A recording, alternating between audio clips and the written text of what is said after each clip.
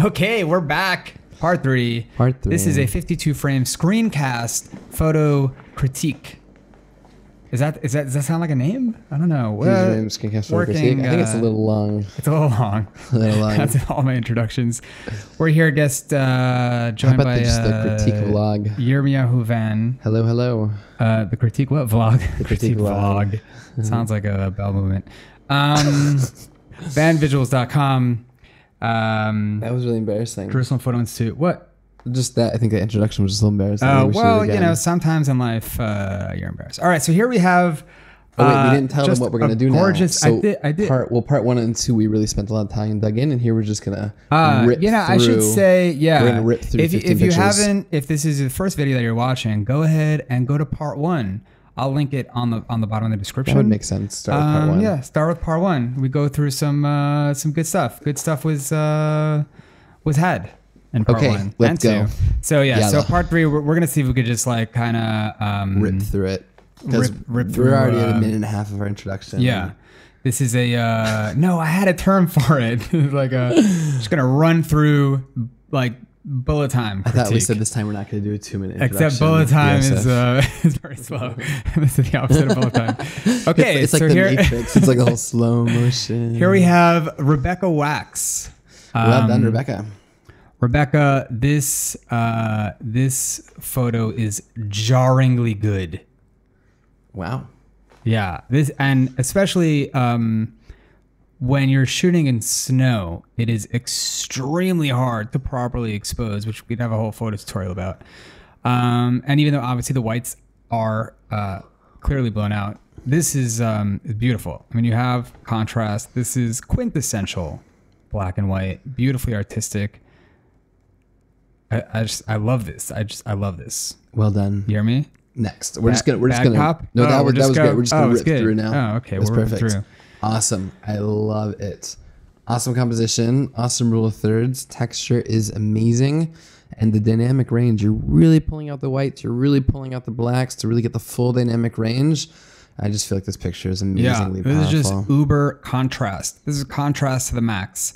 And you're really taking, you're taking a subject that's maybe not necessarily so intrinsically interesting. You owned it. You picked it up and you put it in your pocket and you took it home. We got to do this, photographers. We got to take boring things and make them interesting. So well Tammy done, Solomon, beautiful. And I just want to mention this lead-in line here coming from the corner, which is always any also lines that are coming in from the corner and top left and top right. Yeah. So, you know, you look at it and you're like, oh, this is really pleasing to the eye. And then you start looking, it actually does follow a lot of your photo rules, if you will. I mean, I know I don't like saying rules, but I just want to mention real quick. I know we're doing this in bullet time, the opposite of bullet time. This is Yosef's bullet time. They were announced rules after it was determined what was good in a photograph. Meaning, people would take good photographs and be like, "Oh, this one's good. Let's examine why it's good." It wasn't like, "Let's make rules and then abide by them." It was okay. There is a constant between all of these good photographs within the history of time, and let's just extrapolate all of these constants, and that's how these. If that made no sense, what I'm saying is things are good. Let's identify what's good about them, and that's where you get like the rule of thirds, and your lead-in lines, and just lines coming out of the corners. Just look for it, and maybe we'll try and bring it up again in photos here. We could show you what is an atypical lead-in line that you may not be as obvious, and boom, right here again. I just want to point this out. This is a lead-in line. Super awesome. This is a lead-in line coming from the corner, and actually, here's another one. Well done. So it's not super obvious, but these are the aspects of what make a great photograph. And check out just that highlight here. Oops. Check out that highlight right here on the road leading in. Yeah. Amazing. Wow. And nice watermark. This is gorgeous. Check out that watermark. Yeah, this is from Andrea Williams. Nice. One thing that I do think that we could do just to improve the photo slightly, even though it's super awesome, is come in Lightroom, use the brush tool, and crank the clarity. And don't crank the contrast. Detail in the clouds. Bump the contrast a little bit, but really crank the clarity here, because your ground, your tree, your houses, all this stuff is really strong, and then your sky is just a little bit soft. Yeah, a little soft, a little washed out. So if you match that, I think you could really take this photograph from being like a 98% to 100%. Or it would be too far. You know, who knows? Well, No, I agree with you. I think you can add some clarity in the clouds, and I wanna note that the clarity slider is actually medium contrast. Correct. There are two of the same things. I think also your horizon is a little bit crooked. Is that just me? No, we could definitely do a tiny bit of straightening, 1 or 2 It degrees. could maybe be straightened, 1 or 2 degrees. Wow, this is just stunningly good. But we're in bullet time, so we're continuing on. Next. Okay, who is this? David Brummer. I was really struck by this photograph. Actually, I came back to it a few times. I really liked it. I really like the composition. I think it could be executed better. Yirmi, would you like to expound? And Yirmi, please tell us why. Yeah, just a few things. Just one thing is just your horizon. I mean, you have kind of 2 horizon lines here. They're both kind of in the middle. If you're able to bring them down a little bit onto the rule of thirds, I think that would make a big difference. Give us more sky. And the second thing is Yosef So we have either a third ground. I heard this once. Tell me if this is true, master teacher. A third ground, 2/3 sky, or 2/3 ground, a third sky. Is that a rule? It's not a set rule, but that definitely would work with our rule of thirds. They're saying it's just a bit too much of the foreground here. If we could like lower that or crop this here. And come in and post and just bump the contrast like we were mentioning. Bump it up. I'm not going to show you again because I showed you both in parts 1 and parts 2, but this just needs to be bumped with that curves adjustment layer or brightness contrast, etc. Okay, super awesome idea. Ron Shachori. One thing I would say though is I feel like the photo is losing a bit of contrast. There's just a little bit too much going on. We're not really able to see what's going on so well. I think it's kind of hurting your picture a little bit. But I love the idea. It's almost distracting how much it's chaotic, and that's what I actually like about this photo. I already actually commented in the album. Where people were saying they were very distracted by it's like a lot of crutch blacks and a lot of just sporadic, like lines everywhere. You could barely see the people. And I said, I think that was all intentional. He definitely rocked the dynamic range like we've been saying. Yeah, I think he owned it. And again, I think that just comes to, I mean, clearly one can look at this and say it's an imperfect picture, but that's what I like about it. Okay. Nice. This is just gorgeous. Yeah, now it's compositionally, it's amazing. There is one thing though, and normally I don't comment on this, and we mentioned in comment in part 1, but here if we could zoom in here a little bit, Yosef, I feel like the noise here is just too much. Yeah, we mentioned in part 1 or maybe it was part 2 where the noise, like you don't have to go crazy with the noise, but I mean, that's only really to a point. I mean, if you're seeing the noise in the full resolution here, that's too much noise. There's clearly too much noise. This was shot by Johanna. Let's just check the metadata and see what she's holding, what camera she's using. Well, I asked her on the site, and she said a phone. Yeah, so here iPhone 5S. There you go. That's amazing. I don't even know phones give you EXIF data also. There you go. Learned something new over there. And that's where now an iPhone 5S should not be giving you this grain. So it looks like she's maybe bumping it in post. So I don't know. She's only right. Yeah, she's only ISO 320. It may have been too dark. Right. It may have been too dark. Or she added it as an effect. In which case I feel like it's just a little overboard. It's a bit too much. Some people like the noise. Again, that could be personal preference. Oh, so this was a cool picture. New day, new lesson. This is Susie. Susie New Day. Susie New Day. Okay, great. So there's one thing I did want to mention here, and that is if I could just bring this guy into Photoshop, yeah? So this is kind of an interesting picture, and I don't necessarily know if you have the equipment, but I think to really make this picture work, we should really come into the lens correction here.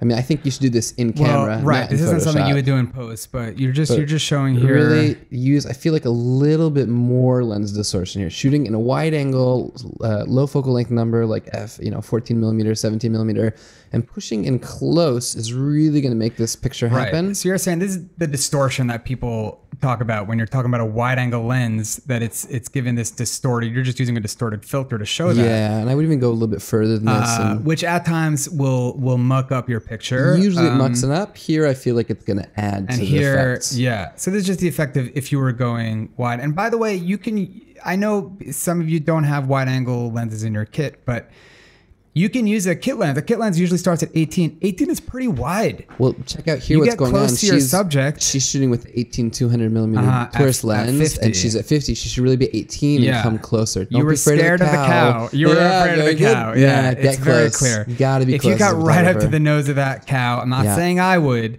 but whatever you got to do for the shot, at 18, you would have gotten some of that distortion, a lot of that distortion, even on a kit lens, and it would have looked just that much more dynamic. Awesome. This is beautiful. We have Adina Graham here. Well done, Adina. This is just a beautiful eye, and this is just so creative. I love this. I love this. It's really great. I think it's too dark. I think there could be more contrast. I think it's actually I have to think it's kind of nice here with this little highlight coming grizz? in, and I feel like it really talk about leading lines here right from the top, kind of leads you into the gray area. You know, really just the tonal values really set a direction for this photo, and very intentionally, and it's like a nice map of where she wants us to go here. Interesting. So you're saying this is darkness is allowed because we're showing the whole tonal range from up here. We're showing the highlights up here. It's not like an accidental underexposure. It's an interesting perspective. Oh, so this is a fun one. Should we dig into this guy here? Let's dig into. We'll try and dig into it quickly. So just hit escape for a moment. We can bring this guy into Photoshop. I really like this on first glance, and Yirmi pointed out here. Oh, it's a PNG. It's the PNG. Oh, so let's just. How do we? Just pause. Take a small pause. Pause. I'm not pausing the video. I'm not editing this. Everyone will have to pause. Here. So please submit your pictures as a JPEG and not a PNG. Actually, PNGs apparently work better for Facebook. Yeah, oh, really? That's why people use PNGs, but I can't open it up easily. Learn something new every day. So we have Stephen Winston. All right. I actually thought the lighting was very dynamic and very cool. And Yirmi pointed out that it is underlighting. Is that what you call it? Yeah, underlighting. Definitely from side to side, right to left. You have some nice contrast here. But if you look at the bottom of the nose, it's being underlit. Light coming from the bottom, which is really like Halloween kind of lighting. Yeah, it's like scary, campfire, holding a flashlight under your chin. Which is a comedy effect. Flattering light generally. And I responded to Yirmi here. Well, it's because the guy's looking up. So raise the light. It's not my fault, but he said it doesn't matter. So it's still underlighting. It's because he's looking up. It's underlit. And also I feel there's too much negative space on top of him. Compositionally, maybe maybe kind of a composition like this. Just go hit Alt Delete for me. Just hide this guy. Something like that automatically looks so much better. There we go. Too many cooks in the kitchen here. Yeah. This just it just works.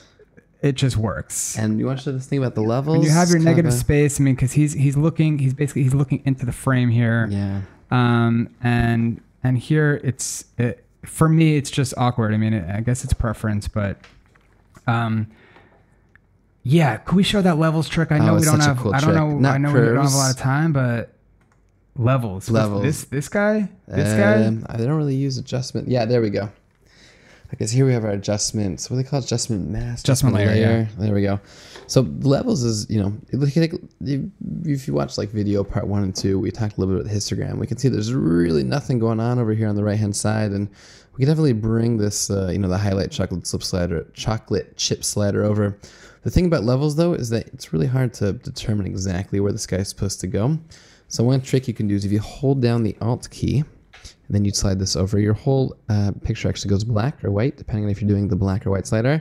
And when something starts to go white in the picture, that means it is actually inherently burnt out, 255 white. So usually what I do with my picture is I'll bring it just until I see a little bit of white. In this case, it's probably the flesh tone, so I'll just back it off a little bit. And then I'm right at the border of where my whites are supposed to be. If I did have something white in the picture, I would bring it all the way until I actually saw the white marks. And we could do the same thing for the shadow side as well. So you've basically brought up the whites, but not to the point of where they're blown out, essentially. And here we can see also on the shadow side that actually the blacks of the picture, a lot of the blacks aren't really true zero black. They're actually a little bit in the gray mode. So if we wanted to, we really could bring the slider over and make it black. Problem with that is now all of a sudden we're going to start clipping the picture, which we don't really want. But this is a really interesting tool to get some real actual bearings on where your exposure is holding instead of just judging it by sight, especially a lot of us who don't have calibrated monitors. I like that. That's an amazing tip. And awesome. I know I learned a lot. Oh, we have 8 seconds left. 8 seconds. Can we do? Can we do all of these? Oh man. Let's do. You'll take one. I'll take one. Oh man. One more. They're all so good. Let's do the perspective one because that was this guy? awesome. The one with. I mean, that's an amazing picture, and also the boards. Lynn Margolis. Oh, and this one, yeah. Because I really appreciate when people get nice and low. So yeah, we wanted to point this right, and I think we actually mentioned this also in our part 2, the birds, or part 1, our very first picture. Get low, which I happen to do by default. I always tell this to new photographers. So this is just a great example, new perspective. Notice we have lead-in lines coming out of the corners here. Awesome, nice depth of field. Yeah, that's great. A little bit too much grain here. I don't know. Yeah, I kind of like that, but I don't hear know what you're where saying. it's coming from. Looks like another effect kind of thing, post-production. I don't think that's post. Do you want to check the ISO? Let's go to our file. Ooh, she erased the metadata. She wiped.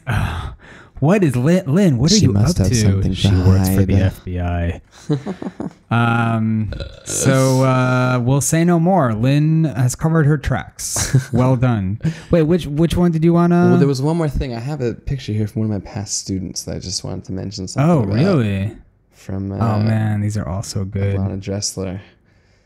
Who, Alana's? Yeah, she's an amazing photographer. I love this one. And check out that eye retouching. Isn't that unbelievable? This is beautiful. Yeah. I'm not, and it's interesting here because there's definitely, we talked before about lens distortion adding. Here, I'm a little, I'm not sure whether the lens distortion is working 100%. It gives it kind of a creepy effect. And if that's what you're going for, great. If not, and you didn't want that creepy effect, go ahead and just take a step back and zoom in. Mm-hmm. Here we're at 23. And 23, it's not too extreme. Yeah, but it's definitely on the wide angle side, and you can tell that she's getting close. But yeah, I hear what you're saying.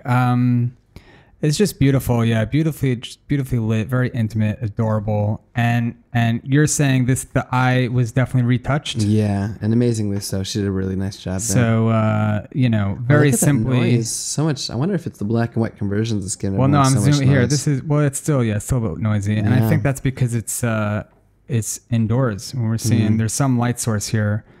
Maybe I'm just shooting on a full frame camera. But so much. A very quick tutorial in eye touching is you're basically you're brightening up the iris and what's this called, the whites. The whites, yeah, I think those are. And you're darkening the pupil and then also the ring. Very good, Yosef. Oh, thank you. I passed your test. So that's it. We went overtime. We just got so excited. Wow, this was so much fun. We'll definitely do this again. Wait, let's just do a quick before we go. Let's just do a quick word association game just to give some quick words. You ready? Okay, yeah, go. Gear. Head. Gearhead. What does that mean? Gearhead. It's a term. Yeah. Okay. Composition. 52 frames. Photographer. Yirmiyahu. That's so nice. Thank you. All right. This has been your fun. screencast, Photo Critique, 52frames.com. Please subscribe for more videos such as this. Only better, if that's even possible. Go to Van Visuals to see some of Yirmi's work. And of course, go to 52frames.com to enter the discussion. And don't forget, insert tagline here.